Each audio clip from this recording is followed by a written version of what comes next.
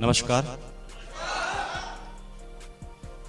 देखिए, अक्सर जब हम नमस्कार बोलते हैं तो बहुत सारे आदमी संकोच करते हैं नमस्कार करने में, लेकिन मेरा तो पूरा बिजनेस ही नमस्कार करने से बढ़ा। मैं तो चलते रास्ते ही किसी को बोल देता हूँ नमस्कार। मुझे अभी तक किसी ने भी नहीं बोला कि नमस्कार नहीं, वो भी कहता है नमस्कार। और इस नमस्कार की कहानियां लिखी गई है। और मैं आपको बता दूं कि हिंदुस्तान की गवर्नमेंट ने हर उस चीज पर टैक्स जो सर्विस में हम लेते हैं, चाहे वो किसी हो या कोई वस्तु हो, उन हर चीज पर टैक्स लगाया। और एक जानकारी के मुताबिक, क्योंकि आरसीएम वाले नमस्कार बहुत बोलते हैं, तो हिंदुस्तान की गवर्नमेंट सोच रही है कि नमस्कार के ऊपर भी, तो जब तक ये टैक्स लग जाए उससे पहले भैया खुलकर बोल लो नमस्कार, क्योंकि उसके बाद हम टू द पॉइंट बात करेंगे कि आज हम बात कर रहे हैं आरसीएम बिजनेस की। इससे पहले मैं आपको थोड़ा सा इंट्रोडक्शन दे दूं। मेरा मसल मुकेश कोठारी मेरा नाम है। राजस्थान की सिटी है भीलवाड़ा, वहां का मैं रहने वाला हूं। और आज इस बिजनेस की बात कर रहे हैं। पीछे एक बैनर लगा है और पिछले 45 मिनट से आप ये बार बार सुन रहे हैं आरसीएम बिजनेस। तो आपको अभी तक ये पता चल चुका है कि आज हम जिस बिजनेस की बात कर रहे हैं उसका नाम है आरसीएम बिजनेस।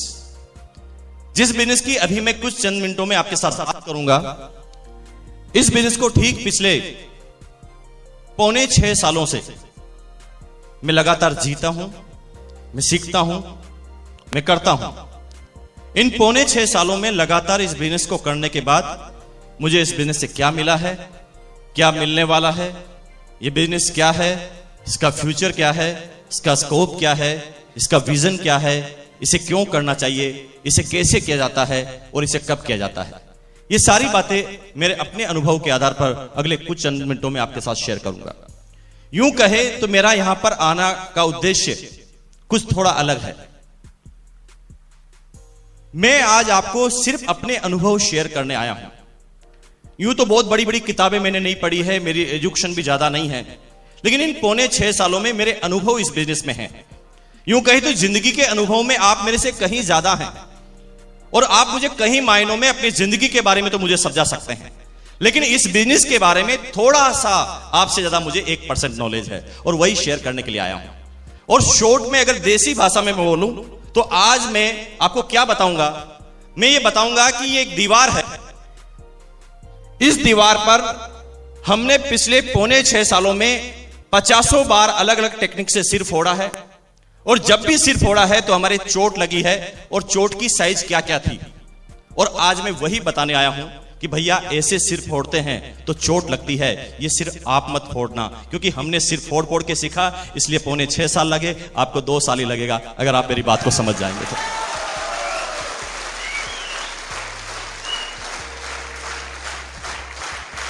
धन्यवाद। इस बिजनेस को ठीक 5.25 साल से मैं जीता हूं। छोटे से बैकग्राउंड के बारे में बात करूं तो इस बिजनेस को करने से पहले भीलवाड़ा के अंदर एक पेंट पीस का कपड़ा बनाने वाली, एक शूटिंग बनाने वाली प्राइवेट कंपनी में मेरी सर्विस हुआ करती थी। लगभग 19.5 साल की एज में अपनी सर्विस का करियर मैंने चालू किया था। इतनी कम एज में सर्विस करने की जरूरत इसलिए पड़ी क्योंकि मेरे फादर डिफेंस सर्विसेज में थे। फिटनेस उनका साथ नहीं देती थी, जिसका नतीजा था कि उन्हें उस समय कंपल्सरी रिटायरमेंट लेना पड़ा। जब मेरे फादर का कंपल्सरी रिटायरमेंट हुआ, उस समय मेरे फादर की जो पेंशन की अमाउंट आया करती थी वो मात्र 800 रुपए की हुआ करती थी। और उस समय मेरी एज हुआ करती थी 9 साल की, और हमारा 6 भाई बहनों का परिवार था, सबसे छोटा मैं। यहां पर सारे आप एजुकेटेड, बुद्धिजीवी, समझदार आदमी बैठे हैं। आपको ये ज्यादा समझाने की जरूरत नहीं है कि 800 रुपए में 6 भाई बहनों का कैसे गुजारा चलता होगा। आप डिफाइन कीजिए, आप सोचिए। लेकिन हमारे माँ बाप ने हमें कभी कोई कमी महसूस नहीं होने दी। हमारी एजुकेशन, हम बच्चों की एजुकेशन उस समय कंप्लीट करवाई जिस समय उनके पास ढंग से अपने बच्चों को खाना खिलाने के भी पैसे नहीं थे। मैं गर्व करता हूं सबसे पहले भगवान, उसके बाद मेरे माँ बाप और आपके माँ बाप पर, क्योंकि जिन माँ बाप को आप में से कुछ लोग भूल चुके हैं उनको मैं फिर याद दिला दूं कि आपके माँ बाप ने आपको यहां तक पहुंचाने के लिए कितने पापड़ बेले हैं, ये शायद आपको पता नहीं, बिल्कुल भी पता नहीं होगा। आप थोड़ा एहसास कीजिए तो आपको पता चलेगा कि जो त्याग, जो बलिदान आपके मां बाप दे सकते हैं, दुनिया की अब तक कोई भी हस्ती इस तरह के त्याग और बलिदान नहीं दे सकी है और नहीं ऐसा कोई उदाहरण पैदा हुआ है।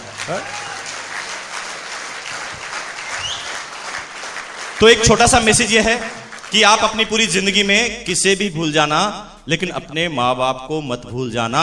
वो नंबर 1 है, वो नंबर 1 रहेंगे हमेशा।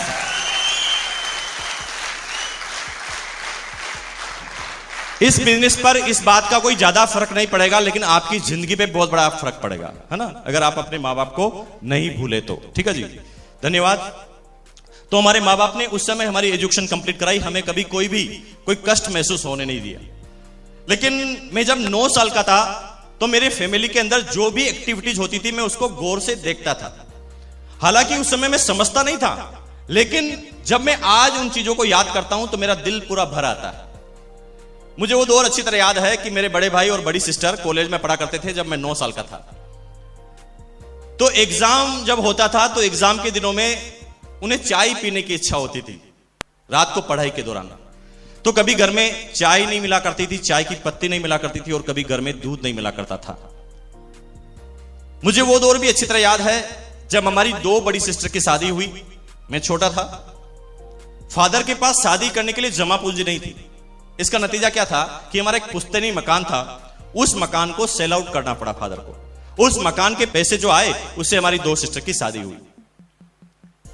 लेकिन जब 2 सिस्टर की शादी हुई तो हमारा आधा मकान सेल आउट हो चुका था। अब हमारे पास एक रूम और एक किचन बचा था। रूम के अंदर हम सारे भाई बहन सोया करते थे चारों, और किचन के अंदर हमारे मां बाप। 95% जो हमारे रिश्तेदार जो थे वो सारे के सारे समझदार थे, 95%। लेकिन 5% ऐसे रिश्तेदार थे जो ज्यादा समझदार नहीं थे। 95% रिश्तेदार कभी भी हमारे घर पर रुकना नहीं पसंद करते थे और खाना पसंद नहीं करते थे, क्योंकि उन्हें पता था कि इनकी हालत कैसी है। लेकिन 5% इन बातों से अनभिज्ञ थे, वो हमारे घर पर आकर बैठ जाते थे और कहते थे कि आज हम यहीं पर रुकेंगे। तो उस पूरे दिन भर पूरी फैमिली में चर्चा का विषय ही यही रहता कि ये मेहमान कहां पर सोएंगे और इन्हें क्या खिलाया जाएगा।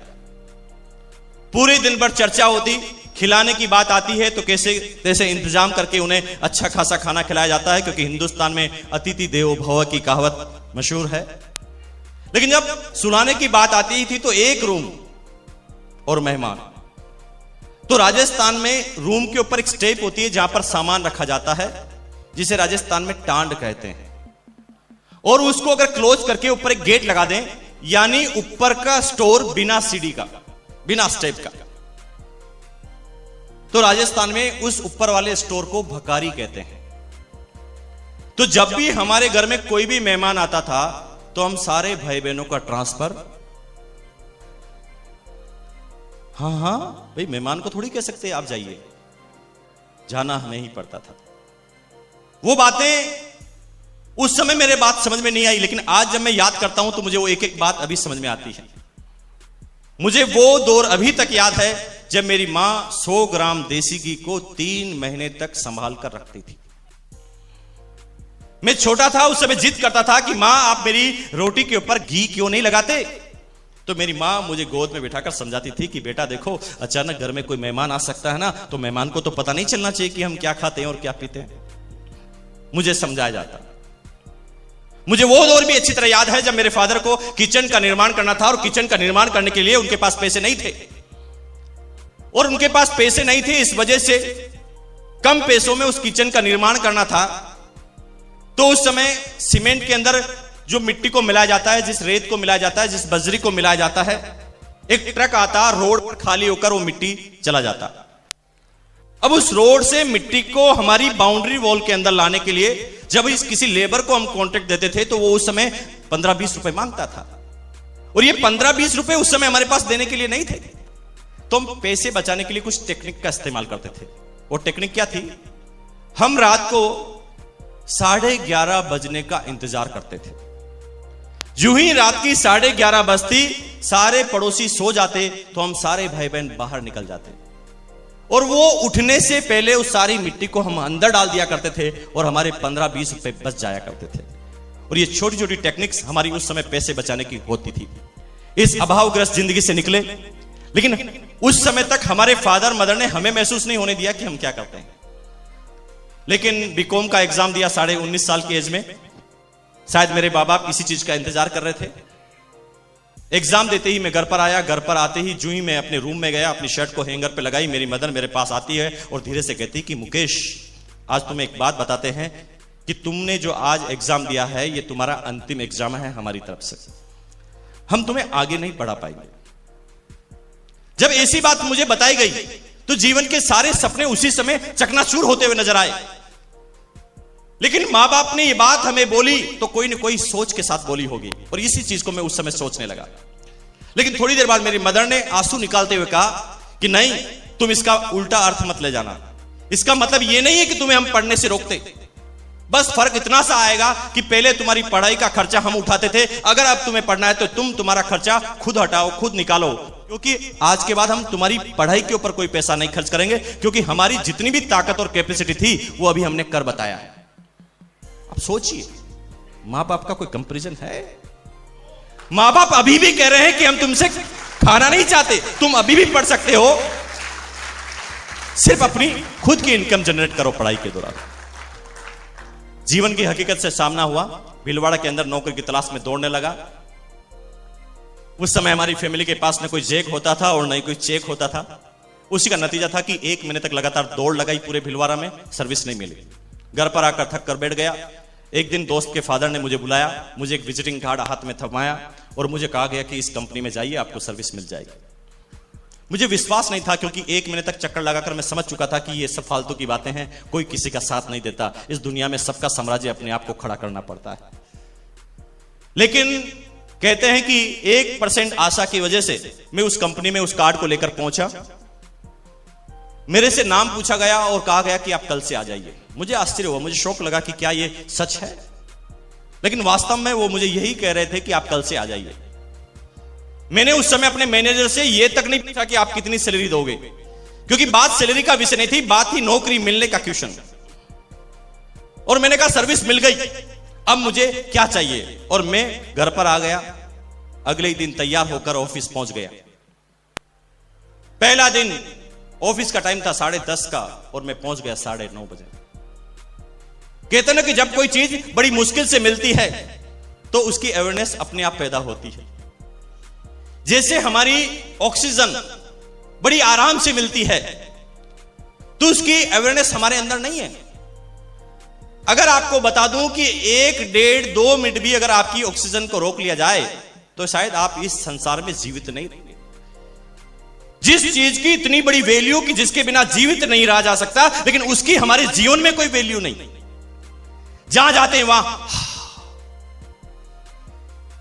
अरे दोस्त, उसकी वैल्यू समझनी है तो उस व्यक्ति से पूछना जिसका अभी ऑपरेशन हुआ है, आईसीयू में उसे रखा गया है, ऑक्सीजन का मास्क उसके ऊपर लगाया गया है, वो होश में है, उसके कान में धीरे से बोलना, भैया 2 मिनट के लिए हटा दूं। तब उसकी वैल्यू का उसे पता चलता है। तो दोस्त, आपका जीवन इस दुनिया में लेना कितना बड़ा वैल्यूबल काम है, इसको आप महसूस करें। आपका ये शरीर जो है, इसकी वैल्यू को समझें। अगर मेडिकल साइंस में आपकी शरीर की वैल्यू को निकाला जाए तो करोड़ों रुपए की है, हम नहीं समझे अभी तक। मेरे दोस्त का एक हाथ फ्रैक्चर हुआ, पूरा हाथ निकल गया बाहर। एक टेक्नोलॉजी के तहत उसे अमेरिका में वापस लगाया जा सकता था। मेरे दोस्त के फादर पैसे वाले थे, उन्होंने फटाफट वीजा हुए और इमरजेंसी वीजा के साथ उन्हें अमेरिका शिफ्ट किया गया और वो हाथ का ट्रीटमेंट हुआ। लगभग 20 से 25 लाख रुपए खर्च हुए, हाथ सही हो गया। उस दिन मुझे वास्तव में अपने हाथ की कीमत का वैल्यू पता चली। मैंने कहा, भैया मेरा हाथ 20 लाख का एक, मेरे माँ बाप इस हाथ पे 20 लाख रुपए उनके पास अगर हो तो वो खर्च कर सकते हैं। तो एक हाथ 20 लाख का, तो दूसरा कितने का हुआ?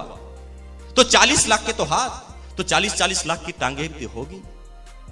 हाथ और पैरों को मिलाया जाए तो लगभग 1.5 करोड़ रुपए के तो हाथ पैर आपके, जो इंडियन साइंस में उसकी रेट है। फिर आपकी हड्डियां, आपकी खून, आपके गुर्दा, आपके दिल और आपकी सारी धमनियों का सारा रेट निकाला जाए मेडिकल साइंस के अनुसार, तो आपका आज न्यूनतम स्तर वाले व्यक्ति का भी पूरा शरीर 5 करोड़ में बिकने के लिए तैयार है। कोई भी बिकवा लीजिए, आज कोई भी चले जाइए, 5 करोड़ में उसका शरीर बिकने के लिए तैयार है। ये तो ह्यूमन राइट्स की तरफ से नियम बने हुए हैं कि आदमी को जिंदा को मार नहीं सकते, बाकी उसके एक एक पार्ट्स की वैल्यू निकाले जाए तो 5 करोड़ मिनिमम। लेकिन थोड़ी देर के लिए सोचें, इस 5 करोड़ के शरीर को कितने रुपए में गिरवे रखा है? ए भैया 5,000 दे देना, करवा ले, कुछ भी करवा ले, 10,000 देना, कुछ भी करवा ले, क्योंकि हमें हमारी वैल्यू के बारे में पता नहीं। मैंने उस समय अपने मैनेजर से यह तक नहीं पूछा कि आप कितनी सैलरी दोगे, चला गया काम पर, लगातार 1 महीने तक काम किया। सर्विस का दिन, 1 तारीख आई, सैलरी का टाइम, लाइन लगी हुई थी सैलरी लेने वालों की, और जिंदगी का पहला अनुभव, मैं भी लाइन में खड़ा हो गया, मेरा नाम आया और मेरे हाथ में 750 रुपए पकड़ाए गए। 750 रुपए को देखते ही मेरे जीवन में जो 16 साल में मैंने सपने बनाए थे, वो सब सपने चकनाचूर होते हुए नजर आए। मुझे लग गया कि भैया ये तूने हेलीकॉप्टर का जो सपना बनाया है, तू तो तेरी एक्चुअल जिंदगी में तो साइकिल लेने के काबिल भी नहीं है। सपनों को छोटा करना चालू किया। मैं आगे बढ़ा सोचते हुए, पीछे ही मेरी कंपनी का चपरासी खड़ा था, वो अंगूठा छाप पानी पिलाने का काम। मेरे सामने उसे सैलरी दी गई 1500 रुपए, 1500। एक बीकॉम पास लड़का उसे 750, और एक अनपढ़ आदमी जो अंगूठा छाप लगाकर वहां पर सैलरी उठाता है उसे 1500 रुपए। ये बात मुझे हजम ही नहीं हुई, ये क्या हो रहा है इस दुनिया में? और आप में से कुछ लोगों को अभी ये बात समझ में नहीं आ रही होगी, लेकिन मुझे आज आई है, आपको भी आ जाएगी। आपकी अलग अलग एज सेगमेंट के व्यक्ति यहां पर हैं। कोई आदमी 20 साल का होगा, कोई 30, 40, 50, 60, 65, 70 साल के व्यक्ति यहां पर होंगे। लेकिन मैं आपको बता दूं कि आप 65 और 70 साल के व्यक्ति हैं, लेकिन अगर आपने अपने सपनों को खो दिया है तो आप जीरो हैं। लेकिन अगर आपके सपने जीवित हैं तो कोई फर्क नहीं पड़ता कि आप किस एज में हैं, क्योंकि धीरू भाई अंबानी 40 साल का था तो आप में से कोई भी इंसान उसे नहीं जानता था, जानता था। लेकिन 40 साल के बाद उस बच्चे ने क्या करके बताया कि हिंदुस्तान नहीं पूरी दुनिया उसे जानती थी। क्यों? क्योंकि 40 साल के होने के बाद भी उसने अपने सपने को खत्म नहीं किया था, उसने अपने गोल को, अपने टारगेट को खत्म नहीं किया था। लेकिन हम किसी क्षेत्र में 5 बार अगर असफलता हमें मिले, 5 बार छोड़ो यार, 2 बार भी असफलता मिले तो हम उस क्षेत्र को छोड़ देते हैं। एक कविता बचपन में आपने सुनी हो, हार नहीं होती, है ना, कोशिश करने वालों की। उस जीवन में इस कविता को हमने इतनी बार अंदर डाला है कि वो पूरी कविता हमें याद हो गई, लेकिन कभी भी हम में से किसी इंसान ने उस कविता का एक भी शब्द अपने जीवन में नहीं उतारा, नहीं उतारा। अगर आप इजाजत दें तो वो कविता आपको याद दिलाऊं, मैं वापस दिलाऊं, क्योंकि इस बार कविता को आप सुनने के हिसाब से मत सुनना, इस बार महसूस करने के हिसाब से सुनना। जिंदगी में अब तक ये कविता आपने सुनी है, लेकिन आज इसको महसूस कर लेना कि कामयाबी लिखी कहां से जाती है। क्योंकि उस कविता का जो शीर्षक था, हार नहीं होती। रिपीट कर रहा हूं, इस बार महसूस कर लेना, क्योंकि अगली बार जब ये कविता आपके सामने आए तो आप पूरे हिल जाने चाहिए। इसमें लिखा है, लहरों से डरकर नौका पार नहीं होती, कोशिश करने वालों की कभी हार नहीं होती। नन्ही चींटी जब दाना लेकर चलती है, नन्ही चींटी जब दाना लेकर चलती है, चढ़ती दीवारों पर 100 बार फिसलती है। नन्ही चींटी जब दाना लेकर चलती है, चढ़ती दीवारों पर 100 बार फिसलती है। मन का विश्वास रगों में साहस भरता, चढ़कर गिरना, गिरकर चढ़ना न उसे अखरता। आखिर उसकी मेहनत बेकार नहीं होती, कोशिश करने वाला। क्या लिखा है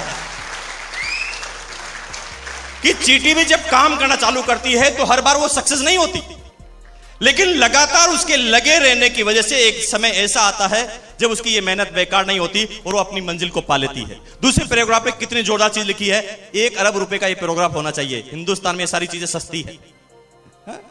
इसमें लिखा है, डुबकियां सिंधु में गोताखोर लगाता है। सिंधु यानी समुद्र। डुबकियां सिंधु में गोताखोर लगाता है, जा जाकर खाली हाथ लौट कर आता है, मिलते न सहज ही मोती गहरे पानी में।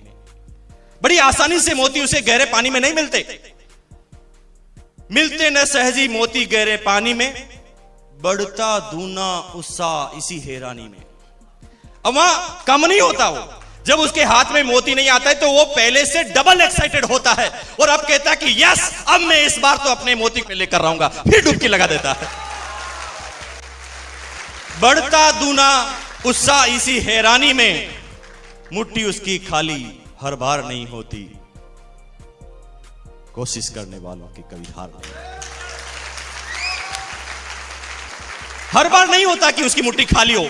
उसके उत्साह से जब वो बार बार गोता लगाता है तो एक दिन उसकी मुट्ठी में कुछ होता है। लेकिन अंतिम पैराग्राफ 2 करोड़ का, उसमें लिखा है, असफलता एक चुनौती है, स्वीकार करो। हम 90% आदमी जब असफल होते हैं तो उसे स्वीकार नहीं करते। हम उस असफलता से बचने के लिए यह सारा भार दूसरे के सिर पर मढ़ देते हैं। मैं सफल इसलिए नहीं हुआ क्योंकि कंपनी खराब है। मैं सफल इसलिए नहीं हुआ कि मेरी पत्नी मेरे पे साथ नहीं देती। मैं सफल इसलिए नहीं हुआ कि मेरे डिस्ट्रीब्यूटर सारे दिमागदार नहीं है। मैं इसलिए सफल नहीं हुआ क्योंकि मैं अकेला कमिटेड हूं, मेरी डाउनलाइन कमिटेड नहीं है। हम लोगों के ऊपर ये सारी बातें थोपने चालू करते हैं। लेकिन आज से ऐसा मत करना दोस्त। जब भी असफल हो तो अपने आप को यह बात स्वीकार करना कि कहीं न कहीं मेरे अंदर कमी रह गई है। क्या लिखा है? यह लिखा है, असफलता एक चुनौती है,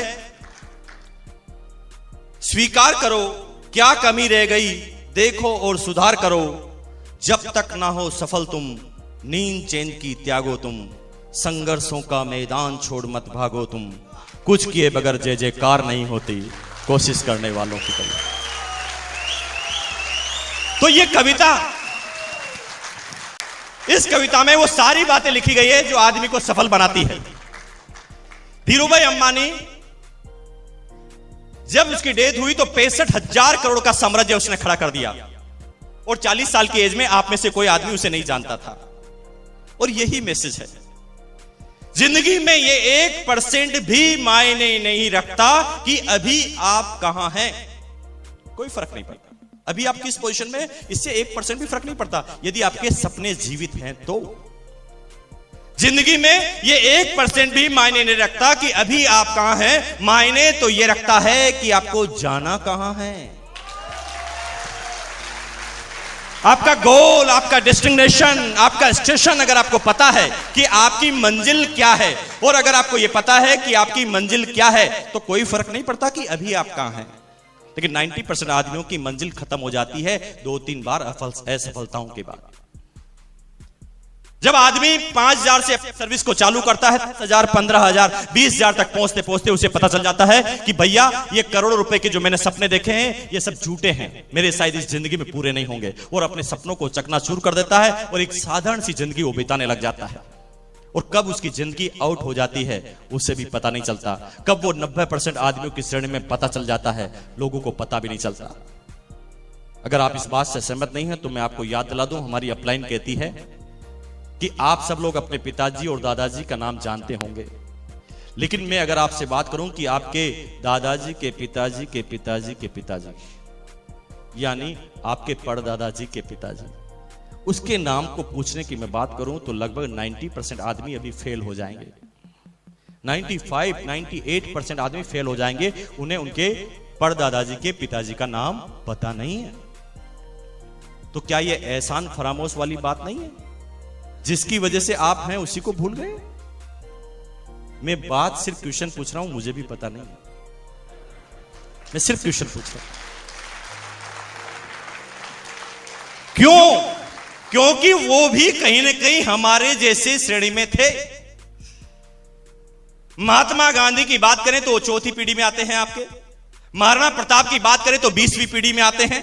बड़े बड़े रानी लक्ष्मीबाई से लगाकर मीराबाई तक अगर आप सबकी बात करें तो आपकी 25वीं 30वीं 50वीं पीढ़ी में आते हैं, फिर भी उनका नाम आपको अच्छी तरह पता है, लेकिन आपके दादाजी के नाम को भूल गए।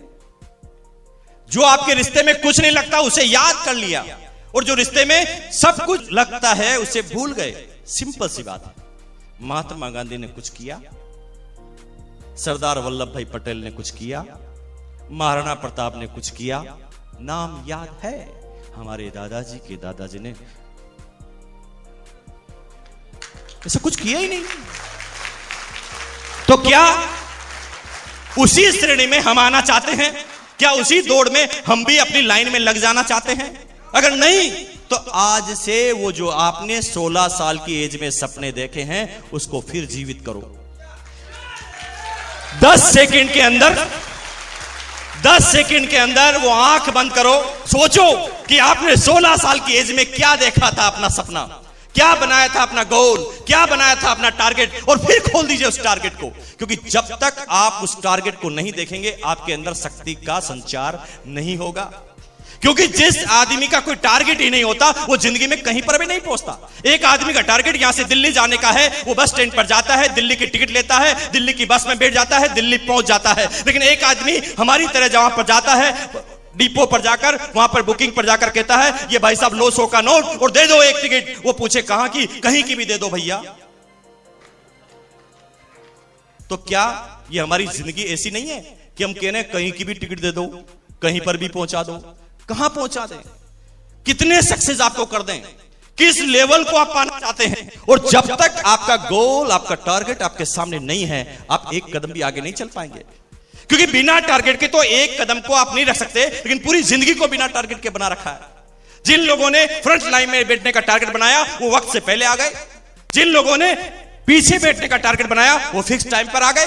जिन लोगों ने खड़े रहने का टारगेट बनाया वो 1 घंटा लेट आए। जिसने जैसा टारगेट बनाया उसी टारगेट के अनुसार वो यहां पहुंच गए।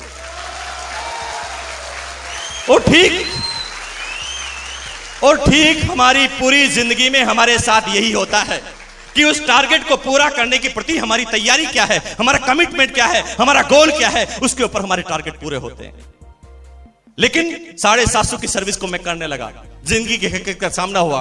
उस समय मैं इन बातों पे नहीं सोचता था, क्योंकि मैं भी एक जनरल आदमी की तरह उस जीवन को जी रहा था। मुझे लगा था कि भैया ये सपने छोड़ दो, सपने देखना बंद कर दो, ये हमारे बस की बात नहीं। 11 महीने तक काम किया 750 की सर्विस में। 11 महीने बाद मैंने सोचा, एक दिन रात को उठकर मेरे अंदर एक संचार आया और मैंने अपने दिमाग से पूछा। मैं अपने दुनिया में सबसे बड़ा मित्र अपने दिमाग को मानता हूं, दुनिया पड़ोसी को मानती है। लेकिन आज से जब भी कोई शंका हो, जब भी कोई प्रॉब्लम हो, लोगों से मत पूछना कि इस प्रॉब्लम का हल क्या है।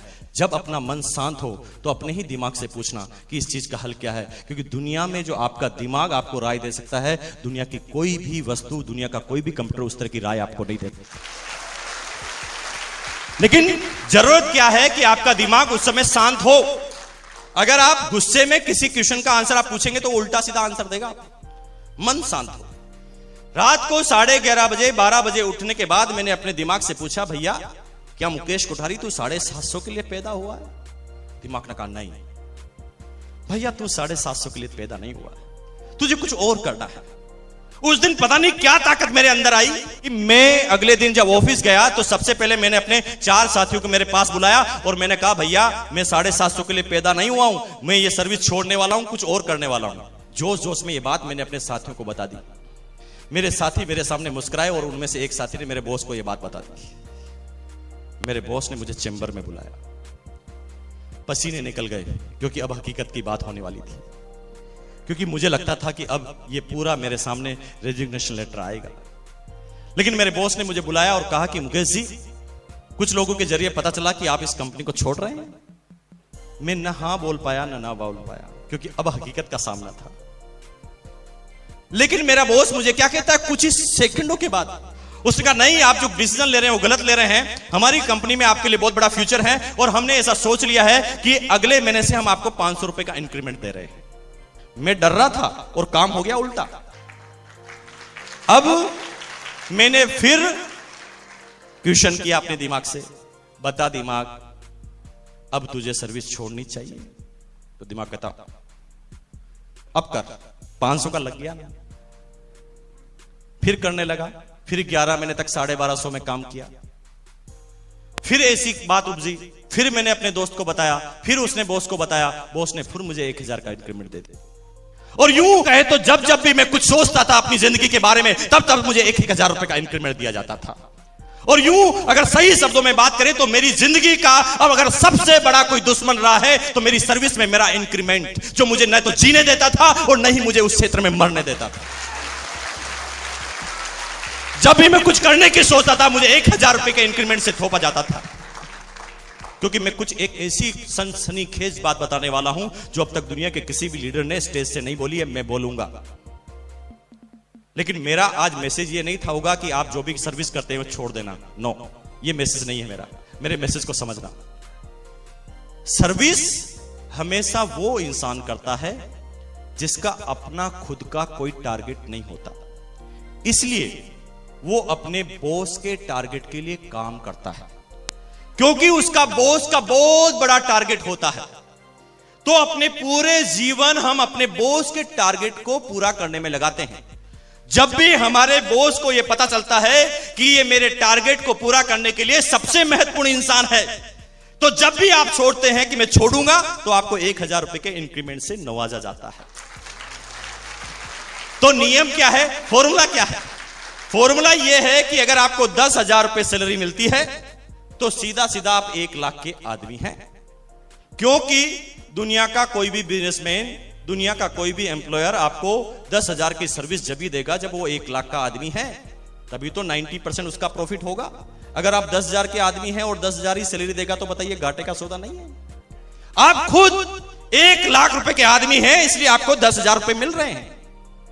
क्योंकि आपका बॉस का बड़ा टारगेट है, उसे पता चल जाता है कि अगर ये चला गया तो मेरा टारगेट पूरा नहीं होगा, और वो अपने टारगेट को पूरा करने के लिए बार बार इंक्रीमेंट आपके सामने रखता है। और मेरे सामने भी ठीक 8 साल तक इस तरह के इंक्रीमेंट रखे गए, और यूं कहे तो मेरी पूरी जिंदगी को एक बंजर जिंदगी बना दी, जो न सोचने लायक था न करने लायक था। जब भी कुछ सोचता था इंक्रीमेंट लगता था। 27 साल की एज हुई, उस कंपनी का डिप्टी मार्केटिंग मैनेजर बना, कंपनी की तरफ से गाड़ी, कंपनी की तरफ से वो सारे अलाउंस मुझे मिले। लेकिन 27 साल की एज में जब ये सफलताएं छोटी छोटी मुझे मिली, तो यूं कहें कि मेरी जिंदगी को लकवा लग गया। हमारी अपलाइन कहती है, परफेक्शन इज पैरालिसिस। अगर आप सोचते हैं कि आप परफेक्ट हैं, आप परिपूर्ण हैं, तो समझ लो आपको लकवा लग गया है, आपको पैरालिसिस हो गया है। तो 27 साल की एज में जब इतनी अच्छी सैलरी मुझे मिलने लगी, तो मैंने लोगों की बातों को सुनना ही बंद कर दिया। क्योंकि मुझे ऐसा लगता था कि सबसे इंटेलिजेंट आदमी तो मैं अपने फादर की बात सुनने के लिए मना कर देता था, मैं अपने भाइयों की बात सुनने के लिए मना कर देता था, मैं अपने दोस्तों की बात को नहीं मानता था। क्योंकि मेरे अंदर एक घमंड और एक ईगो आ गया था कि मुकेश कोठारी, तू एक सक्सेसफुल इंसान है, तुझे दुनिया क्या समझा सकती है। खास तौर से ये जो लकवा है 2-3 तरह के आदमियों को लगता है, और आप में से अगर किसी आदमी को यह लकवा है तो आज ही खत्म कर लेना, क्योंकि आपकी जिंदगी की प्रोग्रेस में सबसे बड़ी बाधा ये 3 तरह के लकवे होंगे। पहला होता है एजुकेशन का लकवा, एजुकेशन का पैरालिसिस। जब एक आदमी थोड़ा ज्यादा पढ़ लिख जाता है तो कम पढ़े लिखे आदमी को वो कुछ समय के बाद पागल समझना चालू कर देता है। एक डॉक्टर को जब एक जनरल इंसान कोई बात करता है तो वो कहता है कि अच्छा तू समझाएगा मुझे। क्यों भाई, जिंदगी का कोई ऐसा अनुभव उसके पास नहीं हो सकता जो डॉक्टर के पास नहीं है? हो सकता है, लेकिन वो समझने की कोशिश नहीं करता उसको। एक ज्यादा पैसे वाले कम पैसे वाले की बात नहीं सुनता, और एक ज्यादा सम्मान का अधिकारी कम सम्मान वाले की बात नहीं सुनता। 3 तरह के लकवे पाए जाते हैं। मेरे पास भी वो एक तरह का लकवा आ गया, पैसों वाला। मैंने लोगों की बात को सुनना बंद कर दिया, और 8 साल तक मेरी कोई प्रोग्रेस नहीं हुई। मैं उसी तरह से एक बंजर जमीन में अपने जीवन को यापन कर रहा था। कहने को मैं बॉस था उस समय। 27 साल की एज में 80 आदमियों का मेरा स्टाफ था मार्केटिंग का, उनका मैं बॉस था। कहने को मैं उस समय भी सूट पहनता था, कहने को उस समय भी टाई लगाता था, उस समय भी लोग बाग मुझे बॉस कहकर बुलाते थे। लेकिन मैं इस फालतू के घमंड में चूर था। सतीश पंडित, ग्रेट लीडर, उसके बारे में उन्होंने एक कविता में लिखा कि तू जिसे चाहता उसे चाहता नहीं, इस झूठ से न खुद को परेशान कर, आराम कर। तू जिसे चाहता उसे चाहता नहीं, यानी आप जो हैं अभी सिर्फ आप बाहर से बता रहे हैं कि मैं संतुष्ट हूं, मैं आराम में हूं, मैं बहुत बढ़िया हूं, मैं करोड़पति हूं। आप सिर्फ बाहर से शो कर रहे हैं, लेकिन अंदर से हम खोखले हैं, यह हम खुद जानते हैं। हमें पता है कि जो हमारे सपने हमने देखे हैं, जो हम काम कर रहे हैं, उससे पूरा होने वाला नहीं। मिस्टर गेटे ने लिखा है कि एक सर्विस क्लास आदमी जिंदगी भर करोड़पति नहीं बन सकता और नहीं बनता, क्योंकि वो अपनी जिंदगी का 50% पैसा तो करोड़पति दिखने में खर्च करता है। वो सिर्फ दिखाना चाहता है कि मैं करोड़पति हूं, इसलिए वो कभी करोड़पति बनता ही नहीं। वो सिर्फ दिखावे की जिंदगी को जीना चाहता है, और मैं भी उस समय दिखावे की जिंदगी, कहने को बॉस, लेकिन यूं कहे ना तो हालत क्या थी इस बॉस की मैं बता दूं। एक सर्विस क्लास आदमी की जिंदगी की हालत क्या होती है? एक महीने में 4 सप्ताह। पहले सप्ताह जब सैलरी मिलती है तो एक सर्विस क्लास आदमी किंग होता है, एक राजा होता है। जब वो 1 से 7 तारीख तक उसके पास पैसा होता है तो ये 1 से 7 तारीख उसकी निकलती है खुशी खुशी। वो किंग ऑफ द वर्ल्ड, पैसा उसकी जेब में, वो लगता है कि दुनिया का सबसे ताकतवर इंसान है। लेकिन जब दूसरा सप्ताह आता है 7 से 14, तो खुशी खुशी राजी खुशी में तब्दील हो जाता है, क्योंकि आधा पैसा खत्म हो चुका होता है। अब ज्यादा ना दुख रहता है ना खुशी रहती है। लेकिन जब एक सर्विस क्लास आदमी की जिंदगी में तीसरा सप्ताह आता है, 3rd वीक, तो खुशी खुशी राजी खुशी के बाद कसाकसी में तब्दील हो जाती है, क्योंकि तीसरे सप्ताह 80% गवर्नमेंट कर्मचारी अपनी जिंदगी को कसाकसी में जीते हैं, और फिर वो 1 तारीख आने का इंतजार करते हैं। हर खर्चे को वापस 1 तारीख पे डालना चालू करते हैं। पत्नी बोलती है कि बच्चों की फीस भरनी है, तो पति बोलता है 1 तारीख को भरेंगे ना। कोई भी खर्चा वापस 1 तारीख के ऊपर, और जब तक वो 1 तारीख आती तब तक 50% की बैलेंस शीट वापस बन जाती है। लेकिन चौथा सप्ताह एक सर्विस क्लास आदमी की जिंदगी में आता है तो कसाकसी फाका कसी में तब्दील हो जाती है। उस समय 80% गवर्नमेंट कर्मचारी, प्राइवेट कर्मचारी अपनी जिंदगी को एडजस्ट करते हैं, अपने कुलिक से 100 की नोट उधार मांगते हैं। 100 देगा, 1 तारीख को दूंगा। फिर वो वापस 1 तारीख की तरफ आना चालू करता है। ये मैं सबकी बात नहीं, 80% की बात कर रहा हूं। जो लोग अपने आप को मैनेज करते हैं वो कैसे कैसे जिंदगी को जी लेते हैं, काट लेते हैं। लेकिन 80% आदमियों का हिंदुस्तान में हाल है। 10,000 सैलरी मिलती है, पोस्टमार्टम करके बता दूं मैं आपको, 80% गवर्नमेंट कर्मचारियों ने कोई ना कोई लोन ले रखा है। हिंदुस्तान के आंकड़े 80% लोन ले रखा है। 10,000 की सैलरी 5,000 लोन में कट जाता है। कितना बचा? अब 5,000 में क्या क्या खर्चे में बताता हूं आपको। इलेक्ट्रिसिटी का बिल, टेलीफोन वो रखता है तभी तो करोड़पति दिखेगा। टेलीफोन, एक मोबाइल की चिप जिसको 100 रुपए देकर चार्ज करवाता रहता है, वो खर्चा। बच्चों की फीस, बच्चों की किताबें, इंडियन कल्चर और छोटा मोटे जो संस्कृति हमारी होती है उस पर जो खर्चा होता है। उसके बाद बचता है खाली डब्बा। और एक गवर्नमेंट कर्मचारी पूरी जिंदगी भर एक लोन पे जो मकान बनाता है उसको देखते देखते पूरी जिंदगी को आउट कर देता है, और जिंदगी के अंतिम समय तक तो केवल एनओसी के सर्टिफिकेट आते हैं कि लोन चुक गया। जिंदगी का कोई सपना पूरा नहीं होता। ये 80% आदमियों की कहानी सुना रहा हूं मैं आपको, कोई हंसी मजाक की बात नहीं कर रहा हूं। मैंने लोगों की बातों को सुनना बंद कर दिया। अंदर से खोखला इंसान, अंदर से तो पता था कि पत्नी को कभी 5 स्टार होटल में खाना खिलाने लायक ये लड़का नहीं था। 3 स्टार होटल में खाना नहीं खिला सकता था। जब किसी होटल में खाना खाने जाता था तो मीनू कार्ड को गौर से देखता था बाईं तरफ, क्योंकि बाईं तरफ रेटें आती थी। जब मीनू कार्ड को ऊपर से लगाकर नीचे तक देखा जाता था, नीचे की तरफ जब रेटें बढ़ती थी तो दिल की धड़कनें बढ़ जाती थी। पत्नी की तरफ देखकर बोलता था, भगवान से प्रार्थना करता था कि हे भगवान, इस पत्नी की उंगली नीचे तक नहीं जानी चाहिए, क्योंकि नीचे काजू करी आती है जो 370 रुपए की प्लेट है। ये देने की ताकत मेरे पास नहीं थी उस समय।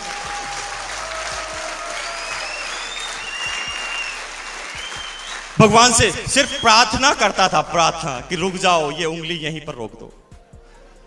लेकिन कभी कभी प्रार्थनाएं नहीं सुनी जाती और असली जिंदगी की परीक्षा होती। इस तरह से ऊबड़ खाबड़ वाली जिंदगी को जीता था।